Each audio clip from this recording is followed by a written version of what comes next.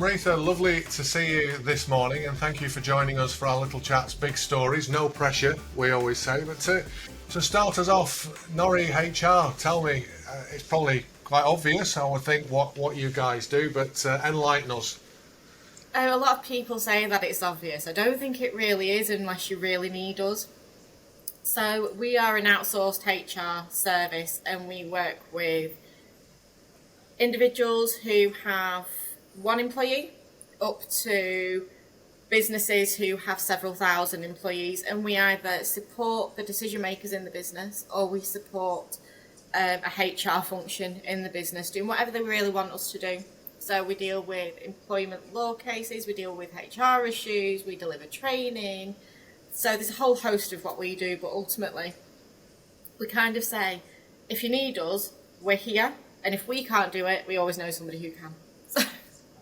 So that's a friendly, helpful, Lancashire-based business, and I don't want that at all to sound twee, but I think we've found through this series, irrespective of the size of company, that spirit of wanting to help people has been prevalent across. Now, if I may ask you about your title, because you're not just managing director, you're co-managing director, which I think is fascinating. I feel sorry sometimes for the troops here at Big Tank having just one to deal with. But tell me how that works and who your co-MD is. So my co-MD is Jason Govindji Bruce, and from our titles we are very much married. So our guys who've got to deal with a family unit, i.e. myself and my husband, as well as two managing directors, which can sometimes be a little bit tough, but we tend to keep all our discussions behind closed doors whenever they're at a high level. But no, I guess the reason why we are co-managing directors is because we started the business together, so decision making is very equal. I sense then you're mirroring married life, and obviously you find it effortless to work together, do you? It must work because you're doing well, so. Effortless, not so much. I guess we've got to, with everything, you've got to put the work in, but the work shouldn't be hard. So we do work hard, but it's not hard work. So with everything, because sometimes business does bleed into our personal life, and personal lives do bleed into business, but we try to not make it a big thing. Now it's obviously working for you, because I know you guys are doing very well and you're growing. And sorry to drop a C-bomb in very early on, but COVID, because you started in 2019, and then one of the worst economic sort of tragedies, I suppose you'd say, aside from world wars, hit, and you're still here, and you're bigger and better than ever. So again, I don't want to dwell too much on COVID, but I think it's something that has to be asked, because you've done remarkably well. So how have you got through that? I think it was a bit of a shock for us. So we set the business up 6 weeks after our daughter was born, and so by the time we hit COVID, she was 7 months old, and we were still working out of our front office at home, and we thought lockdown was going to be, as everybody I think did, lockdown was going to be 2 weeks, maybe a month. Let's push it to 6 weeks. A good 9 months later, and we've still got restrictions in place. But we found out pretty swiftly that goodwill, especially in and around the Lancashire area, is paramount. You need to give goodwill, and give it with good grace, without the expectation of anything back.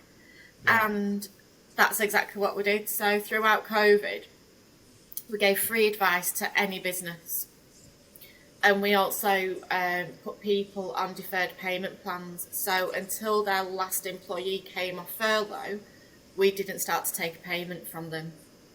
So up until that time, our services, unless you were already paying for services and still trading, our services were completely free for quite a lot of our clients, and wow, they've stayed with us.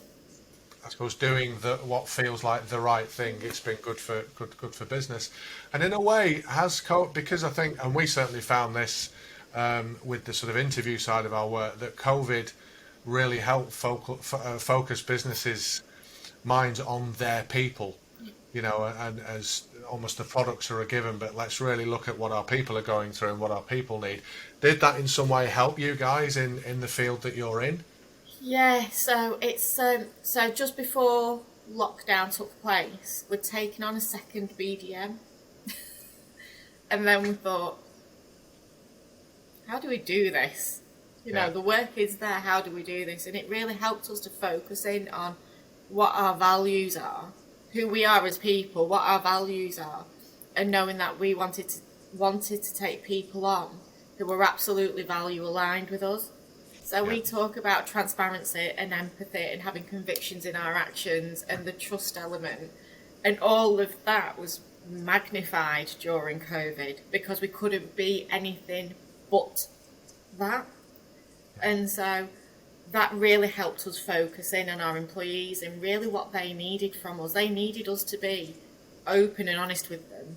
They needed us to have convictions in our actions, and when we were going to do something, there was a really good thought process through it, and we made a decision and we went ahead with that, knowing that it will only benefit them in the long run. Yeah. That's all new business owners know. You kind of go into it thinking, I'm going to make millions, and then you think, I'm really not going to make millions, and in reality I'm doing it for everybody else but myself for the first couple of years. So, and it's, that type of realisation that actually we're here to make other people's lives better that work with and for us, and we reap the benefits of that in 5 years' time, 10 years' time. So these guys need to be safe and settled and want to be here with us in order for us to get to where we need to be. Yeah, I get it. It absolutely makes complete sense. And from COVID, sounds like we're leaving it behind in our chat now. Phew.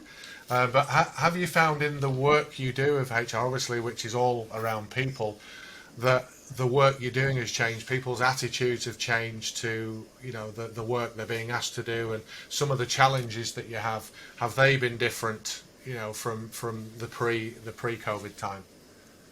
I think kind of the base issues are always going to be there. Conduct issues, performance issues, people having grievances, complaints, that type of thing. They're always going to be there because we are all humans and we all come with that emotional kind of element, obviously, unless you're a robot. However, the changes that we've found is that employers are a lot more sensitive to what people are going through welfare-wise. So we've had a lot of mental health. We've had a lot of issues surrounding illnesses that have transpired due to either COVID or to sitting at home for 9 months, working on a laptop. Loneliness we've dealt with quite a lot. Yeah. Working from home issues, needing to be in the office, but in reality they work from home for 9 months, so why do you need to be in the office?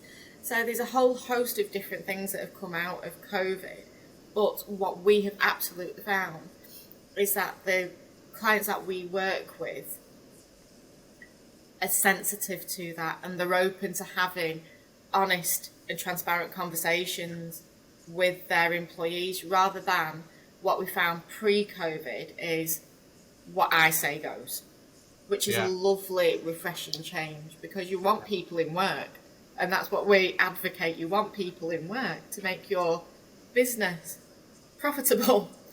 And you're onto your fourth year of your journey. Have you found that you and Jason, your team, are constantly, evolving? Yeah, so the team are evolving in the way of finding new opportunities. So we had a senior HR advisor. She's now our head of HR services because we found that she wants to work a little bit more strategically, and she's absolutely got the capability to do that, which is it's a proud thing for me to see. We've got documentation consultants that are now moving on to working on big projects. Myself and Jason are always evolving, always learning, because you're not born a director. It feels like you're comfortable that, and I say that from my own journey. I've been doing this for 17 sort of years now, and genuinely I still, there's not a week goes by that we feel a little bit like a startup, and but I used to fear that because I thought it felt that I didn't know what I was doing. But then when you talk to business owners, again, of all sizes, it just seems to be part of that owning a business to be flexible and to be constantly learning so that you can give better service, be a better manager. Is that kind of how you guys see it as well? It's a positive part of the journey. Absolutely. Like, if we kind of sat in a position of we know everything, because we are directors, and I always say that a lot of people set businesses up and they say, well, I'm a director now, and they forget the substance that comes along with being a director, and the substance that comes along with managing people and also your clients. And if we don't learn and if we don't flex, then we end up very, well, this is the way it is. And you don't either attract the right business, or you attract business, but it's not businesses that you want to work with. And you also attract the wrong employees into your business, because again, they're not aligned with how you feel or want your business to work. So for myself and Jason to be so flexible is only a benefit, and to learn. Every time I go out networking, or every time I speak to a client, or what some of our guys just turn around and have a little nugget of knowledge, I go, oh wow, right, okay, let's write that down for the knowledge bank. And I love learning. If I could be a perpetual student, I would be. I just don't have the time right now. But I love learning, because I think knowledge is beautiful. So, Amrita, just speaking of being, inspirational, and you had me when you said knowledge is beauty. Knowledge is beautiful, but we always ask our guests for a nugget that we can take away, and our audience can take away. Like the elevator pitch, someone gets in a lift, we're going up to floor 30, they see you and go, oh, you're from NORI HR, that amazing business. Give me a nugget, a bit of inspiration I can take on my business journey to help me grow, to help me manage growing pains. What would it be? Drum roll. Drum roll. Allow people into your life who are not naysayers, and surround yourself with people who make you want to be a better person. So if you are around people who are going, oh, don't do that, it's just a bit too much, then you're always going to fill yourself with doubt. Whereas if you surround yourself with people who make you want to be better, you are always going to strive to set the bar that little bit higher and reach that next level. And that's a hope what we've done, and that's a hope what other people can do. And wonderful. Have fun. Yeah. Yes, it's going to be absolutely, excuse me French, bloody hard sometimes, and you want to put your head in your hands and cry a little bit.